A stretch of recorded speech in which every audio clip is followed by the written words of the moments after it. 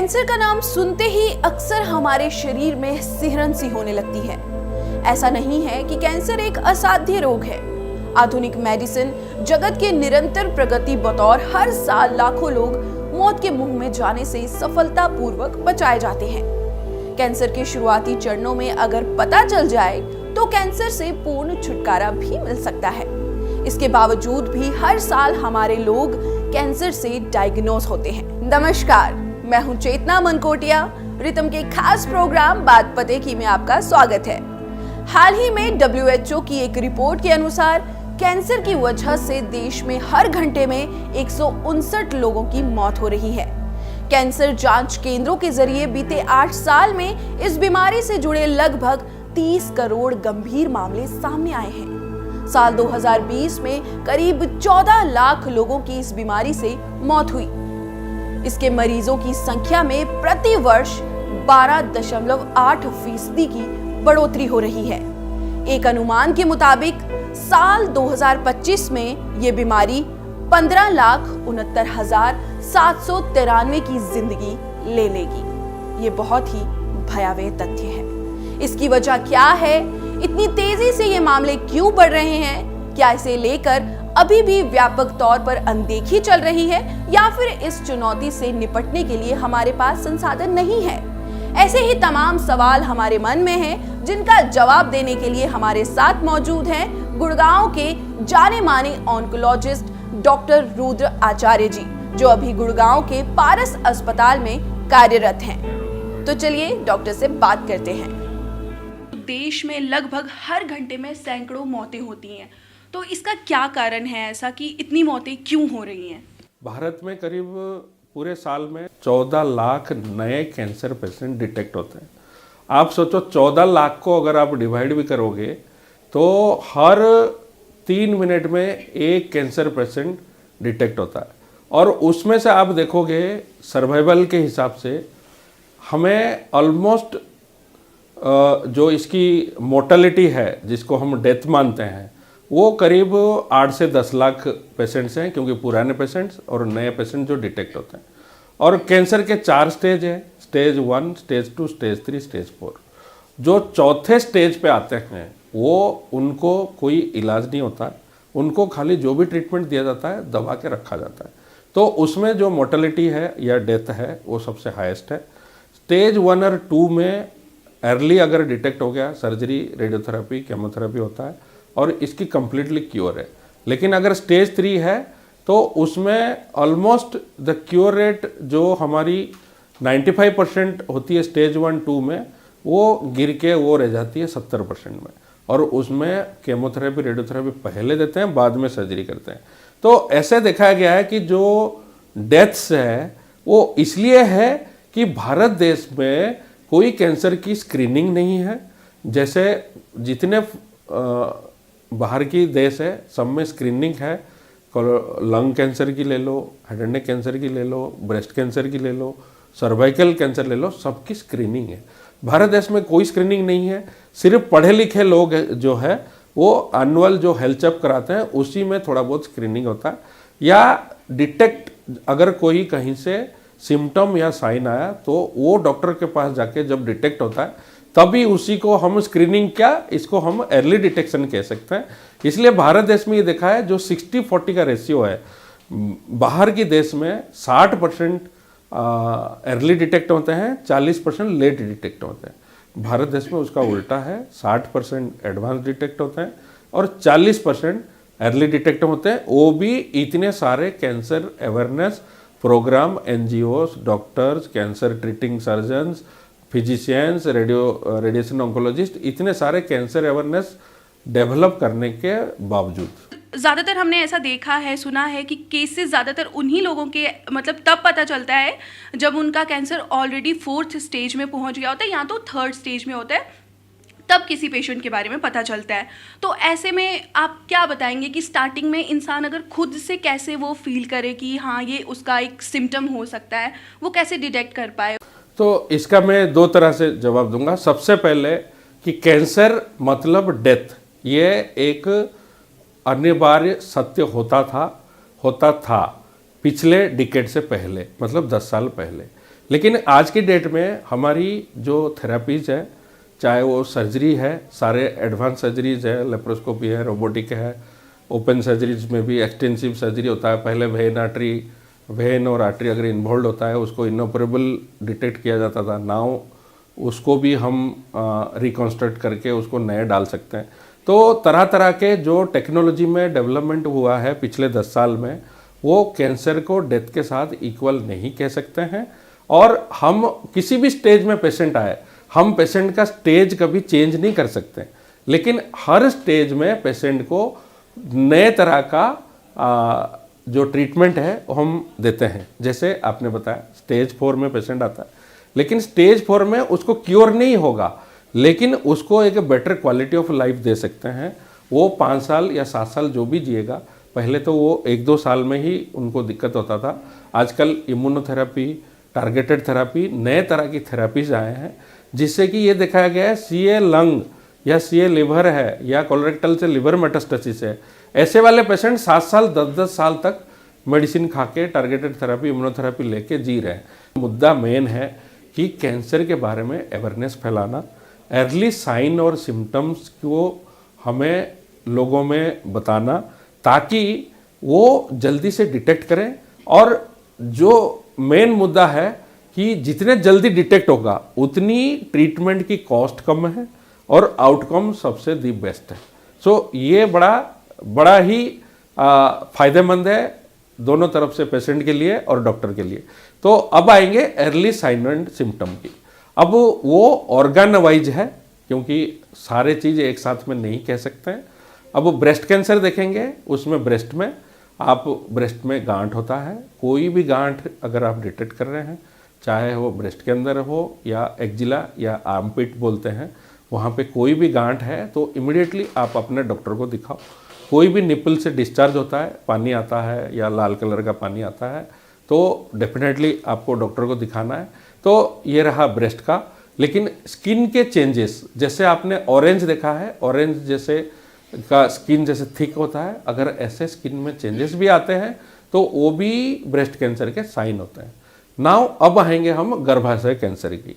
गर्भाशय कैंसर में यही होता है कि जो ब्लीडिंग है, अनयूजुअल ब्लीडिंग, जो रूटीन ब्लीडिंग आपकी महीने में होता है वो तो अलग बात है, लेकिन उसको छोड़ के अगर बीच बीच में और ज़्यादा ब्लीडिंग होता है तो उसको गायनेकोलॉजिस्ट को दिखाइए, पाप स्मीयर करेंगे और कोई अगर ग्रोथ है उसकी बायोप्सी करेंगे, और वो आपकी यूट्रस या जो सर्वाइकल उसका जो मुंह बोलते हैं उसमें सर्विक्स में होता है, तो वो इमिडिएटली डिटेक्ट हो सकता है। सिमिलरली सबसे बड़ी मुद्दा अभी रिसेंटली डेवलप हुआ है, ये इस साल की ग्लोबोकेन डाटा में इंक्रीज हुआ है, वो है जीआई कैंसर। जीआई कैंसर में हमारा फूड पाइप, जीआई मतलब गैस्ट्रो इंटेस्टिनल, स्टोमक रिलेटेड, उसमें 3 चीज़ आता है। एक आता है फूड पाइप, जब हम खाना खाते हैं तो एक नली होती है जो हमारी चेस्ट के थ्रू जाती है, तो उसको हम फूड पाइप बोलते हैं। और एक हमारा रिजर्वेयर होता है पेट के अंदर, उसको हम स्टोमक बोलते हैं। फिर स्मॉल इंटेस्टाइन होता है, लार्ज इंटेस्टाइन होता है। स्मॉल इंटेस्टाइन की कैंसर कम होता है, ज़्यादातर स्टोमक, इसोफेगस या फूड पाइप और कोलोरेक्टल होता है। ये देखा गया है कि वेस्टर्नाइजेशन ऑफ लाइफस्टाइल, जैसे अभी रिसेंटली देखा गया है इस ग्लोबोकैन में 4 से 5% पिछले साल से ज़्यादा कैंसर बढ़ा। लेकिन हमने सारे चीज़ ढूंढा कि ये तो पॉल्यूशन अगर होगा तो लंग कैंसर बढ़ेगा, स्मोकिंग ज़्यादा है तो लंग कैंसर बढ़ेगा, ओरल कैंसर बढ़ेगा, पान ज़्यादा खाएंगे, तंबाकू खाएंगे, ओरल कैंसर बढ़ेगा। लेकिन इंटेस्टाइन का कैंसर क्यों बढ़ रहा है? उसका कारण है कि वेस्टर्नाइजेशन ऑफ लाइफस्टाइल। कैसे? बच्चा आजकल स्कूल में जाते ही वो पिज़्ज़ा खाना सीख जाता है, बर्गर खाना सीख जाता है, और सारे नॉन वेज जो है आजकल कबाब में मिलते हैं। जितने दुकान देखें सब जगह कबाब, रेड मीट। और अगर आपकी हमारे रीजनल देखेंगे, नॉर्थ ईस्ट जो आसाम, मणिपुर, मेघालय देखेंगे, वहाँ मीट को, कच्चा मीट को टांग के चूल्हा के ऊपर रखते हैं और स्मोकिंग करते हैं वो प्रिजर्व करने के लिए। स्मोक क्या होता है? चूल्हा के ऊपर है, चूल्हा की जो धुआं है उससे वो प्रिजर्वेटिव होता है, और वो कोई फ्रिज में नहीं रखते हैं। और धुआं वाला जो नॉनवेज है या मांस है उसको जब खाते हैं, it is called as burnt chicken या बंट मटन की सब्जी बनती है, और वो इतनी कार्सिनोजेनिक होती है। आप खुद सोचो, अगर आपने कभी चीनी गर्म करके देखा होगा, उसकी जब चीनी की लास्ट स्टेज होती है वो काला पड़ जाती है, उसको हम प्री कार्बन स्टेज बोलते हैं। Same thing happens to any type of protein. Protein coagulate हो जाता है और फिर ब्लैकनिंग होता है। सो वो जो प्री कार्बन स्टेज है उसको हम बहुत स्वाद लगता है और हम बड़े आराम से बैठ के खाते रहते हैं, लेकिन हमें पता नहीं है 10 साल बाद हमारी इंटेस्टाइन को हम ट्यूमरोजेनिक मीन्स कैंसर प्रोड्यूसिंग डाइट दे रहे हैं, हम अपने आप को फीड कर रहे हैं। सो ये देखा गया है कि भारत देश में 2 चीज़ बहुत अच्छी है। एक है सात्विक भोजन, वेजिटेरियन डाइट, जो कि गट की प्रोटेक्टिव होती है और गट को अच्छे से प्रोटेक्ट करता है। सिमिलरली हम जो मसाले यूज करते हैं भारत देश में, जो वेस्टर्न में कोई नहीं यूज करता, भारत देश में मसाले यूज होते हैं, हल्दी होते हैं, मिर्चा यूज होते हैं, मसाले पाउडर्स होते हैं, ये सारे प्रोटेक्टिव है आपके गट को, क्योंकि इसमें एंटीऑक्सीडेंट है। हल्दी में सबसे ज़्यादा आजकल कैंसर पेशेंट कुर्कुमिन की टैबलेट खाते हैं, लेकिन घर में हल्दी यूज नहीं करेंगे। हल्दी यूज करेंगे तो वो गट को प्रोटेक्टिव होगा, है ना। तो ये देखा गया है कि westernisation of lifestyle has led to more incidence of large intestine, stomach and oesophagus cancer. Sir मैं ये पूछना चाहूँगी आपसे, जैसे कि डायबिटीज़ होता है किसी को, तो पता चल जाता है कि इसका शुगर लेवल ऊपर नीचे हुआ है, उसकी वजह से डायबिटीज़ है, या ब्लड प्रेशर की बात की तो मतलब पता चल जाता है लोगों को। तो कैंसर से ऐसे क्या होता है बॉडी में, मतलब कि क्या चीज़ ऐसी होती है कि सेल्स का मल्टीप्लिकेशन होता है, क्या होता है ऐसा कि जिससे फिर उस इंसान का पता चलता है कि हाँ इसे कैंसर है? तो हम इसको कहते हैं पागल सेल। जैसे एक सेल नॉर्मली बॉडी में डिवीजन होता है, आपकी स्किन की आप देखे होंगे, सेल्स डेली आपकी झड़ते हैं, स्किन जब वॉश करते हैं, फेस वॉश करते हैं और फिर बन जाते हैं। तो नॉर्मल सेल 1 सेल से 2 सेल होता है, 2 सेल से 4 सेल होता है। लेकिन ये जो कैंसर की पागल सेल है, ये क्या करता है, 1 से 100 बनेगा, 100 से 1000 बनेगा, 1000 से 10,000 बनेगा, 10,000 से 1 लाख बनेगा। जब 1 लाख सेल बनेगा, 1 सेंटीमीटर की ट्यूमर पैदा होगा 1 लाख सेल में। तो ऐसे जब वो बढ़ता जाएगा तो ट्यूमर की साइज बढ़ती जाएगी।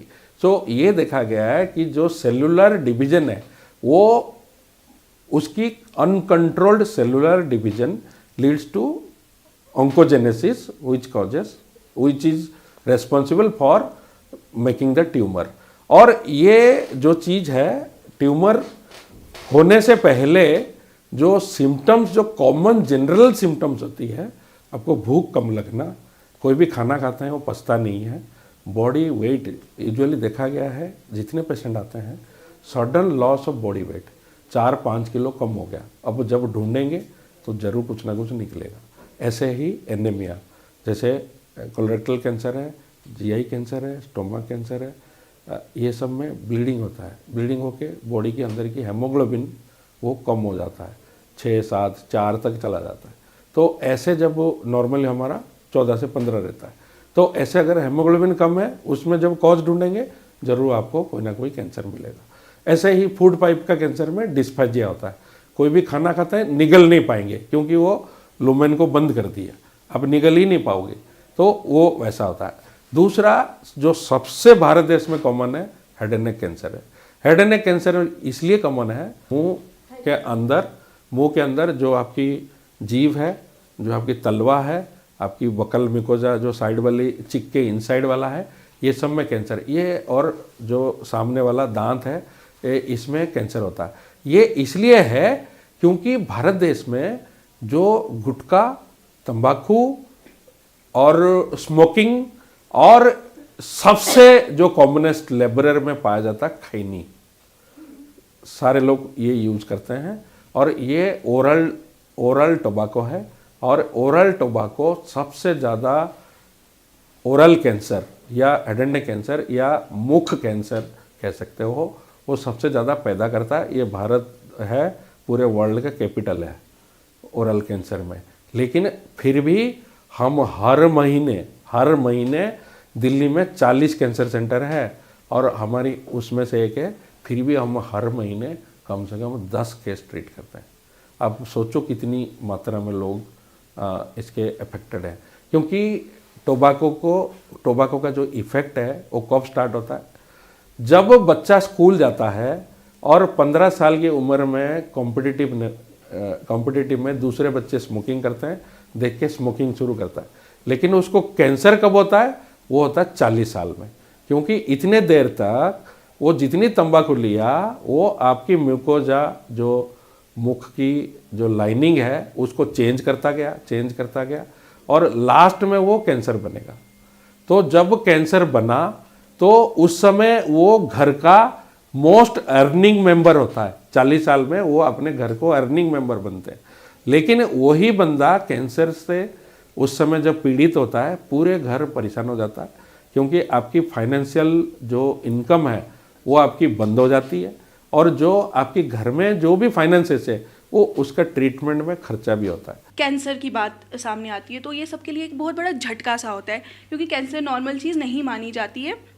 तो लोग यही सोचते हैं कि अगर कैंसर हो गया तो उसके बाद उसके वो इफ़ेक्ट्स खुद मन में सोचने लगता है कि खर्चा कितना होगा, बाल चले जाएंगे और भी बहुत सारी चीज़ों के बारे में सोचता है। तो ऐसे में ये भी देखा गया है कि कई लोग जो हैं वो डिप्रेशन में चले जाते हैं और कुछ तो है वो इसकी वजह से सुसाइड तक कर लेते हैं कि वो शायद आगे नहीं झेल पाएंगे, वही मेंटल ट्रॉमा में चले जाते हैं किस्म से। तो ऐसे में आप उन लोगों के लिए क्या कहेंगे कि या तो हमें कैसे ट्रीट करना चाहिए, एक जो कैंसर पेशेंट है उसको देखते हुए हमें कैसे ट्रीट करना चाहिए, या फिर पूरी फैमिली को? हमारे पास जब कैंसर पेशेंट आते हैं ऑलरेडी उनको थोड़ा बहुत किसी ने बताया हुआ होता है, कोई लोग डिप्रेशन में ऑलरेडी होते हैं, क्योंकि cancer diagnosis, revealing the diagnosis जब हम बताते हैं वो इमिडिएटली एक, आप ये कह लो कि पूरे घर में हलचल मचा देता है, क्योंकि भाई बहन जो भी है, वाइफ है, जो भी है, वो लोग सबको अफेक्ट करता है और पेशेंट खुद तो सोचने लगता है कि मेरा आगे क्या होगा, मेरे बच्चे क्या होगा, ये सब होता है। एक तो पेशेंट, दूसरा केयर गिवर होता है, घर के जितने रिलेटिव है जो इनके साथ पूरे ट्रीटमेंट प्रोसेस में इन्वॉल्व रहेंगे, उनको हम केयर गिवर बोलते हैं। केयर गिवर का जो बर्नआउट है, जो मतलब डेली आके केमोथेरेपी चढ़ा रहे हैं, जा रहे हैं, रेडिएशन हो रहा है, सर्जरी हो रहा है, वो बर्नआउट है, वो देखा गया ज़्यादा है, क्योंकि वो नॉर्मल बंदे हैं। कैंसर पेशेंट तो खुद थोड़े दिन के बाद एक्सेप्ट कर लेता है कि भाई मेरे को ये बीमारी हुई है तो मैं इसके ट्रीटमेंट नहीं कराऊंगा तो मेरी को दिक्कत होगी। लेकिन केयर गिवर का क्या दोष है, वो खाली एक आपकी साथ में करके, कुछ लोगों का ऐसे भी होता है कि रिलेटिव्स अमेरिका में है और यहाँ नहीं है, तो ये डेफिनेटली बहुत financial burden for the family और दूसरा मेंटल जो स्टेटस है of the family and the person, ये सब होता है। तो हमारी जो टीम का एक पार्ट है वो है क्लिनिकल साइकोलॉजिस्ट होते हैं, और हमने क्या किया है, हौसला करके एक ग्रुप बनाया जिसमें सारे पुराने कैंसर पेशेंट जो हमारे ट्रीटेड हैं और जो अच्छे हो गए हैं उनके ग्रुप बनाए। वो क्या करते हैं, बीच बीच में आके नए कैंसर पेशेंट्स को ये काउंसलिंग करते हैं कि भाई ये मेरे को भी ब्रेस्ट कैंसर था, मेरा भी बाल झड़ गया था केमोथेरेपी के टाइम, मैंने सर्जरी कराई, मैंने केमोथेरेपी कराई, रेडिएशन कराई, और अब देखो मेरी बाल कम्प्लीटली वापस आ गया है, क्योंकि ये टेम्पररी होता है, बाल कभी परमानेंटली जाता नहीं है, वो ड्यूरिंग दैट प्रोसेस होता है। जैसे ही 6 महीना होगा तो आपके बाल पहले से बेटर बाल आते हैं। तो ये, लेकिन पेशेंट विश्वास कैसे करेगा जब तक उसके सामने कोई जने ना हो। तो वो तब होता है जब आपको एक सपोर्ट ग्रुप मिलती है, वो आपकी पूरी प्रोसेस में, ट्रीटमेंट प्रोसेस में आपको केमोथेरेपी के साइड इफ़ेक्ट बताएंगे, रेडियोथेरेपी के साइड इफ़ेक्ट बताएं, सर्जरी में कितने दिन में ड्रेन निकलेगा, कितने दिन में वापस आप चल सकते हैं, कितने दिन में एक्टिविटी कर सकते हैं, ये सब पार्ट खुल के ओपनली, क्योंकि डॉक्टर जितना बताते हैं, पेशेंट टू पेशेंट अगर डायरेक्ट इंटरेक्शन होता है उसमें वो ज़्यादा उसको मतलब वो उससे उनकी कॉन्फिडेंस ज़्यादा आती है। तो हमने एक ग्रुप बनाया हुआ है, महीने में एक बार करते हैं, हर महीने, और कोविड के टाइम हम जूम में करते थे, लेकिन उसके बाद हमने उसमें एक जने कोई इंस्पिरेशनल लेक्चर होता है, कोई भी कैंसर पेशेंट जो ठीक हुआ हो वो इंस्पिरेशनल लेक्चर देता है बाकी लोगों को, प्लस बाद में इनके आपस में हम मिक्सिंग करते हैं, ताकि ब्रेस्ट पेशेंट से मिल गया, कोलोन पेशेंट कोलोस्टोमी के साथ है वो कोलोस्टोमी पेशेंट से मिल गया, तो आपस में एक बॉन्डिंग डेवलप होती है और उससे उनकी कॉन्फिडेंस बढ़ती है। और साइकोलॉजिक पार्ट एक बहुत इंपॉर्टेंट है, हमारे यहाँ अच्छे क्लिनिकल साइकोलॉजिस्ट है। हाँ, और कभी कभी जो रिलेटिव्स की ब्रेकडाउन होती है, बर्न डाउन होती है, उनको भी हम काउंसलिंग कराते हैं, ताकि उनको भी लगे कि भाई ट्रीटमेंट प्रोसेस डॉक्टर के साथ डिस्कस करो, ये टोटल ट्रीटमेंट प्रोसेस है, इतने दिन लगेगा, आपको स्ट्रेस इतने दिन तक लेना पड़ेगा, इतनी फाइनेंशियल इम्प्लीकेशन आएगी, उसकी आप इंतजाम करिए। Plus in all the patients who are coming in stage 3-4 we also advise, हम लोग एडवाइज करते हैं फैमिली को कि आप अपना बैंक का काम, कोई लैंड है और किसी की शादी होनी है, ये सब चीज़ को आप प्रॉपर जितने टाइम आपको मिला, देखो आज की डेट में अगर कोई कार्डियक हार्ट अटैक से डेथ होता है, आपको टाइम नहीं मिलता है, आपको इमिडिएटली हो जाएगा और आपकी फैमिली जो भी इम्प्लीकेशन आएगी वो झेलेगा। वहेरेज कैंसर में इमिडिएटली कुछ नहीं होता, आपकी ट्रीटमेंट चलती है, आपको 6 महीना, 2 साल, 5 साल, जो क्योर हो गया उसको तो 10-12 साल, 15 साल मिलेगा, कोई टेंशन नहीं है। ब्रेस्ट है, ओवरी है, कोलोरेक्टल है, ये सब हमारे 10-10, 15-15 साल के सारे पेशेंट सर्वाइव करते हैं, तो उनको कोई टेंशन नहीं है। लेकिन जो इमिडिएटली वाले हैं 1-2 साल वाले, वो फैमिली को हम जरूर काउंसलिंग करते हैं। अगर किसी को कैंसर हो जाता है तो लोगों के कई लोगों के ऐसे घर तक बिक जाते हैं, लोन तक लेने पड़ जाते हैं उनको, क्योंकि हर कोई इतना अफोर्ड नहीं कर पाता है इलाज करवाना बड़े हॉस्पिटल्स में या कुछ इस तरीके से। तो ऐसे में लोगों के लिए जो कुछ ऐसा आप रास्ता बताएंगे कि जो मतलब गवर्नमेंट के हिसाब से या किसी और तरीके से कि इलाज का पूरा ले सकते हैं? देखो, उसके लिए तो जो कैंसर की फाइनेंशियल, इसको हम नया टर्म दिए हैं ऑन्को इकोनॉमिक्स। ऑन्को इकोनॉमिक्स है कि ऑन्कोलॉजी में जितनी फाइनेंशियल बर्डन आती है वो गवर्नमेंट को भी आती है, ऐसे नहीं है। गवर्नमेंट आज की डेट में प्राइवेट में जितना कैंसर इंस्टीट्यूट है उससे ज़्यादा कैंसर इंस्टीट्यूट चला रही है। रीजनल कैंसर सेंटर हर स्टेट में है, और government all India institute, Safdarjung, मौलाना मेडिकल कॉलेज, राम मनोहर लोहिया, जितने भी बड़े हॉस्पिटल है सब में कैंसर डिपार्टमेंट है। And every cancer treatment is free. Delhi cancer institute है, उसमें फ्री इलाज मिलता है, ऐसे नहीं कि एक्सेस नहीं है। लेकिन क्या है, वॉल्यूम ज़्यादा है, तो उसमें प्रॉब्लम क्या होती है कि जब वो जाते हैं, लाइन में लगते हैं, टाइम लगता है, तो फ्रस्ट्रेट होकर वो प्राइवेट की तरफ देखते हैं। लेकिन प्राइवेट की तरफ आएंगे तो खर्चा होता है। लेकिन जैसे आजकल नया है कि you get your self insured, insurance में कम पैसे लगता है, लेकिन लोगों को इंश्योरेंस के बारे में, हेल्थ इंश्योरेंस के बारे में अवेयरनेस कराना है। अभी भी भारत देश में सिर्फ 10 से 15% लोग हेल्थ इंश्योर्ड है, 85% are not insured. whereas government is running one scheme, Ayushman scheme. Ayushman Bharat में अभी गवर्नमेंट ने जो शुरू किया बहुत अच्छा है, कंप्लीट कैंसर की कवरेज है उसमें। लेकिन ये है कि ओनली प्राइवेट मेडिकल कॉलेजेस और कुछ इंस्टीट्यूट्स जो है वो आयुष्मान भारत को ले रहे हैं। लेकिन आप देखो, हर स्टेट की अपनी हेल्थ पॉलिसीज है, योजनाएं हैं, उसमें भी काफ़ी सारे जो है पॉलिसीज में काफ़ी सारे जो है इसका कैंसर का इलाज होता है। तो ये जो देखा गया है कि जो कैंसर का इलाज में हेल्प होता है। अभी एक नया चीज़ भी आया है, वो सोशल मीडिया के थ्रू डेवलप हुआ है, जो कि बहुत अच्छी चीज़ है। क्योंकि ये देखा गया कोई जने प्राइवेट में इलाज कराना चाहता है, उसके पास पैसे नहीं है।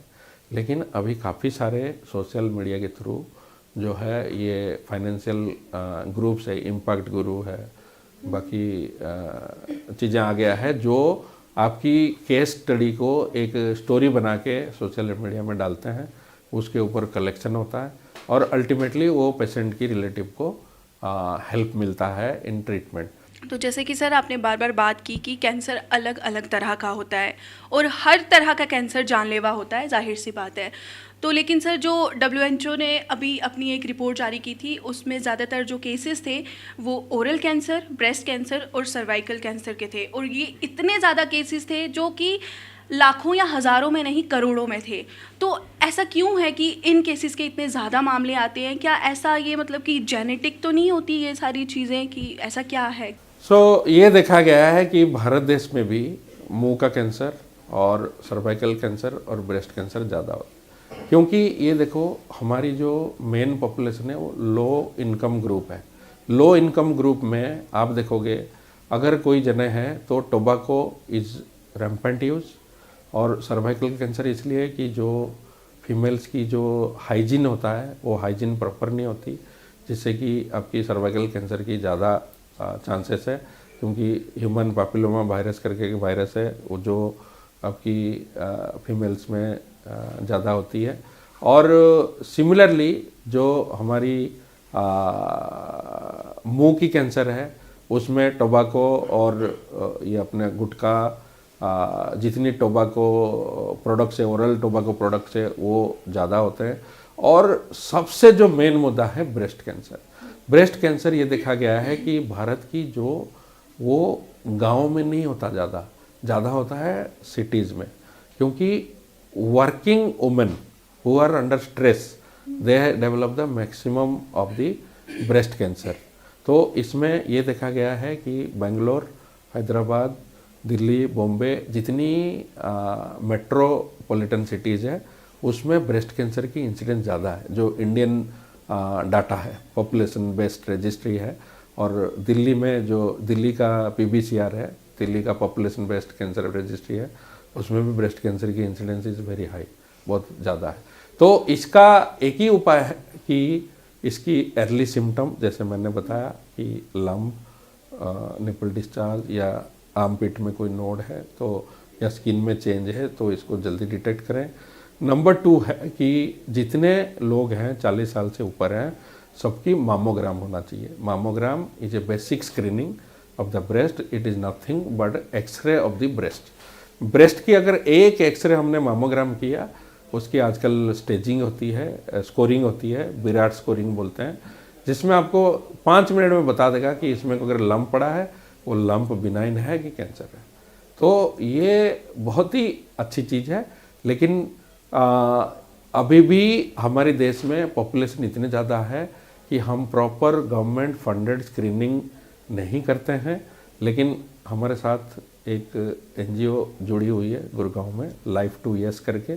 तो हम यहाँ कन्हईपुर विलेज है उसको पहले पूरा कम्प्लीटली पॉपुलेशन बेस्ड स्क्रीनिंग की है।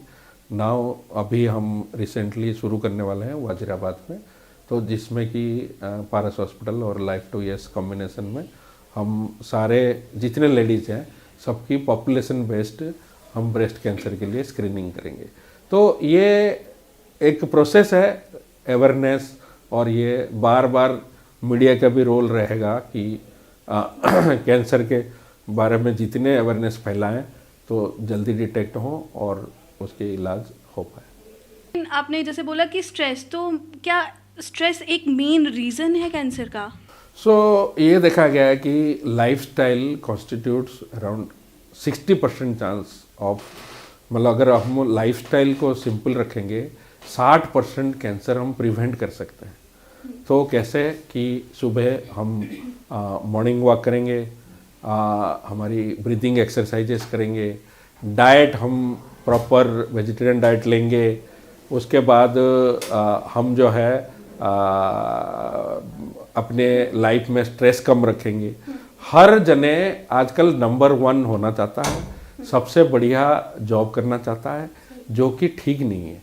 क्योंकि अगर हर जने नंबर 1 होगा तो इतने सारे पॉपुलेशन नंबर 1 तो हो नहीं सकते हैं। तो ये जो स्ट्रेस है कि जो बोलते हैं ना एक दौड़ है, वो दौड़ को ख़त्म करना चाहिए। आपको स्ट्रेस फ्री रहना चाहिए, बच्चों को भी स्ट्रेस फ्री रखना चाहिए। और स्पेशली ये देखा गया है कि after this new IT industry everything, lot of people are working in reverse cycle. कैसे रात को काम करते हैं और दिन में सोते हैं। सो वो भी एक बॉडी के अंदर आपकी जो नॉर्मल डायर्नल रिदम है उसको कम्प्लीटली रिवर्सिंग करता है, और वो आपकी एक स्ट्रेस पॉइंट है। आप देखोगे कि जो स्लीप है वो स्लीप पैटर्न आपकी बिल्कुल ही नॉर्मल नहीं है। स्लीप पैटर्न पहले अगर आप 3-4 साल 3-4 घंटे भी मिनिमम होता था, जो कि आइडियल 6 से 8 घंटा मिनिमम स्लीप होना चाहिए। वो अभी डिक्रीज होके कोई 4 घंटा सोता है, कोई 5 घंटा सोता है। हर बंदा अपनी स्लीप डिप्राइव्ड है। तो ये सब स्ट्रेस है और मेट्रो सिटी में ये सब ज़्यादा है। गांव में तो शाम को 8 बजे खाना खा के सो जाते हैं और सुबह उठ के अपने ज़मीन खेत में घूमते हैं, तो उनके लिए ना पोल्यूशन है, ऑक्सीजन सबसे बढ़िया है, एंटीऑक्सीडेंट सबसे बढ़िया है, खाना वो गांव की जो खेती के वेजिटेबल से खाते हैं। तो उनके लिए आप खुद ही सोचो, उनके लिए हम जो लाइफस्टाइल में जी रहे हैं उसकी 60% लाइफस्टाइल की जो रिलेटेड कैंसर से वो प्रिवेंट कर रहे हैं, लेकिन हम नहीं कर पाएंगे। मोस्टली लोग जो है वो अपने घरों से दूर रहकर सिटीज़ में जॉब के लिए जाते हैं, तो और बच्चे ज़्यादातर जब घरों से दूर रहते हैं, अकेले रहते हैं, तो वो पैक्ड फूड या इजी टू गो फूड बड़ी जल्दी ले लेते हैं कि हाँ ये जल्दी पक जाएंगी चीज़ें। और आजकल जैसे ओट्स वगैरह, कॉर्नफ्लेक्स, इनको बहुत हेल्दी मील मान के चलते हैं। तो प्लीज़ आप एक यंगस्टर्स के लिए बता दीजिए कि ये चीज़ें कितनी अच्छी हैं और कंपटीशन अगर रखें तो किस हद तक रखें कि अपनी हेल्थ को नज़रअंदाज ना करें। तो उनके लिए एक अच्छा सा मैसेज बता दीजिए। आप जितने भी हमारी बाहर की कंट्री की गूगल ले लो, माइक्रोसॉफ्ट ले लो, जितनी भी बड़े बड़े कॉरपोरेट हैं, उनकी जो CEOs हैं वो कभी भी नंबर 1 नहीं थे। वो इनको बोलते हैं कि लॉ ऑफ एवरेजेस।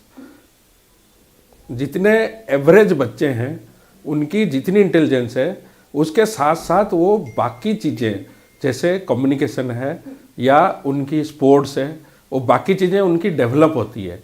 लेकिन आप अगर देखोगे जो पढ़ाकू बच्चा है, वो जो बिल्कुल क्लास में नंबर 1 है, उसकी ये वाले चीज़ें कंप्लीटली नहीं रहती है। तो ये कभी भी ज़रूरी नहीं है आपको सिर्फ नंबर 1 बनना है। आपको एवरेज बच्चे होके भी आप अपनी सारा कुछ कर सकते हैं। ऐसे देखा गया है कि जैसे आपने बताया कि काफ़ी लोग गांव छोड़ के अकेले रहते हैं शहर में, ये यंग पीढ़ी, और वो उनकी लाइफस्टाइल ही अलग है। अल्कोहल, टोबैको, ऐसी young people, young females going on smoking, और रात को वो टेली सेंटर्स में काम करते हैं, कॉल सेंटर्स में। तो ये वाले चीज़ें जो है वो डेफिनेटली हमारी शरीर की जो हमारी जो रिक्वायरमेंट है उसमें घातक पैदा करती है, और डेफिनेटली ये आपकी कारण है स्ट्रेस की, जो कि लॉन्ग रन में आपकी दिक्कत होती है। क्योंकि आपकी शादी भी लेट होती है, आपकी बच्चा जल्दी नहीं होता है, क्योंकि breast feeding is suppose to protect breast cancer. ये सब चीज़ नहीं हो पाती है। तो ये देखा गया है कि जो यंग लोग हैं उनके लिए यही है, कोई लिमिट नहीं है रेस की। तो आप अपनी खुद को स्टडी करिए, आपकी हिसाब से आप रेस करिए वहाँ तक जहाँ तक आप सक्षम हैं, और कोई भी ऐसे रेस नहीं करिए जो इम्पॉसिबल है, और रेस उतने ही करिए जहाँ तक आप अपनी कैरियर में पहुँच सकते हैं। और दूसरा है कि लाइफस्टाइल को सिंपल रखिए। बाहर की देश में, हमारे भारत देश में हमें सर्वेंट्स मिलते हैं, हमें लोग कपड़े धोने के लिए मिलते हैं, इतने सारे लोग मिलते हैं। बाहर की देश में अकेले आदमी होता है, सुबह उठ के खुद का ब्रेकफास्ट खुद बनाता है, लंच खुद बनाता है, रात को डिनर खुद बनाता है, उसके बीच में वो सारा काम करके वापस आता है। तो it is a habit to be developed. हम क्या किए हैं कि वेस्टर्नाइजेशन ऑफ लाइफस्टाइल को एडॉप्ट कर रहे हैं, लेकिन वो लोग जो इंडियन लाइफस्टाइल को एडॉप्ट करके वो अपने आप को सुधार रहे हैं, उस पार्ट को हम भूल रहे हैं, जो कि हमें नहीं करना चाहिए। जो कि जितने मेडिटेशन ले लो, योगा ले लो, हमारी जितनी हमारी वेजिटेरियन डाइट ले लो, ये सब हमारी देन है। लेकिन इसको अभी फॉलो करके वेस्टर्न पीपल जो है उसकी फ़ायदा ले रहे हैं। हम क्या कर रहे हैं, हम उनको देख के उनकी तरफ हम कन्वर्ट होके हम अपने आप को आगे प्रॉब्लम पैदा कर रहे हैं। तो ये ज़रूर है कि वेस्टर्नाइजेशन ऑफ लाइफस्टाइल नहीं करिए, उनकी जो अच्छी चीज़ें हैं, जैसे टाइम के पाबंदी में वो चलते हैं और खुद अपने आप को A to Z घर की सब कुछ खुद करते हैं। ये वाले चीज़ें आप डेवलप करिए। और जैसे मेरा कहना है, ज़्यादा स्ट्रेस लेने की ज़रूरत नहीं है, क्योंकि if you are alive then you can do whatever like, if you are not there then there is nothing. खाने पीने का ऐसे में क्या ध्यान रखना चाहिए, किस तरीके की चीज़ों ज़्यादा खानी चाहिए? जैसे कि अब मतलब जो हम जैसे पैक जूस वगैरह पी लेते हैं, तो वो कितने ही ज़्यादा सेहत के लिए अच्छे हैं, या फिर? नहीं, देखो, पैक्ड फूड में आप कंप्लीटली अबैंडन तो नहीं कर सकते हैं, क्योंकि आज की जो लाइफस्टाइल है उसमें हर एक बंदे को कोई मेड मिलेगा या सर्वेंट मिलेगा, खाना बना के देगा, ये पॉसिबल नहीं है। आप खुद अपनी टाइम में से कितने टाइम निकाल पाएंगे, ये सब है। तो लेकिन जो हमारी जो भी पैक्ड फूड है उसमें आप ज़रूर प्रिजर्वेटिव देखिए। अगर ज़्यादा प्रिजर्वेटिव उसको मत लीजिए। देर आर अदर प्रोडक्ट्स, अभी सारे फार्म प्रोडक्ट्स आ गए हैं जिसमें कि प्योर जूस होता है और उसमें कोई एडिटिव नहीं रहती है, बट वो है कि वो आपको 3 दिन के अंदर कंज्यूम करना होता है, वो ज़्यादा दिन नहीं रह पाएगा क्योंकि वो फार्म प्रोडक्ट्स है। तो आप वो सब चीज़ें, जैसे मिल्क हो गया, जैसे आपकी ब्रेड हो गया, ये सब आप फ्रेश लीजिए।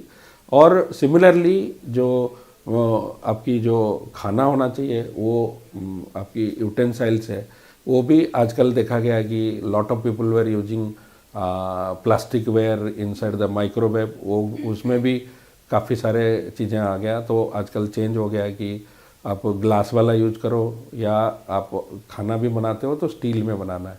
अब वो जो पहले काफ़ी सारे अदर मटेरियल यूज करते थे, अब वो मना हो गया है कि only steels are better, and microwave अगर करना है तो ग्लास प्रोडक्ट्स होनी चाहिए।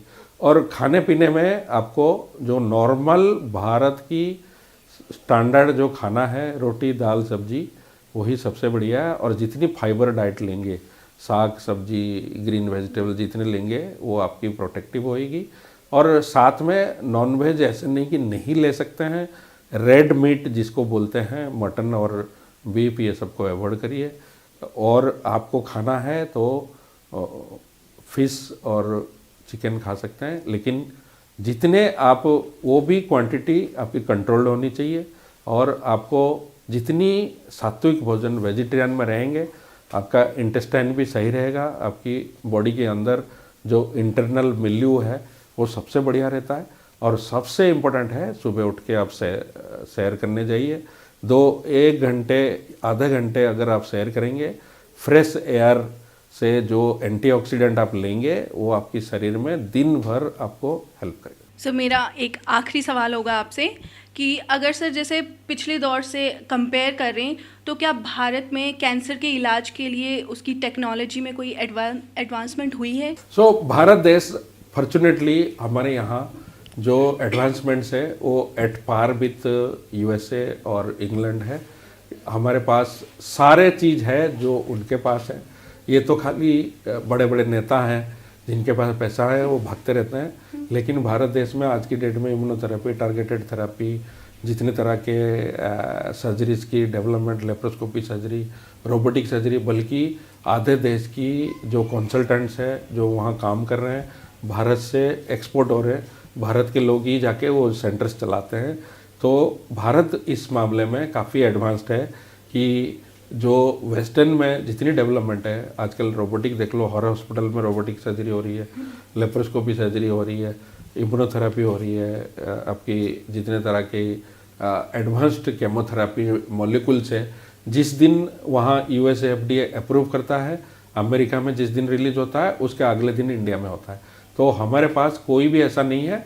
और India has got good name in the international market. That is why हमारे पास अभी हर महीने कम से कम 30 से 40% हमारी बाहर देश के पेशेंट होते हैं।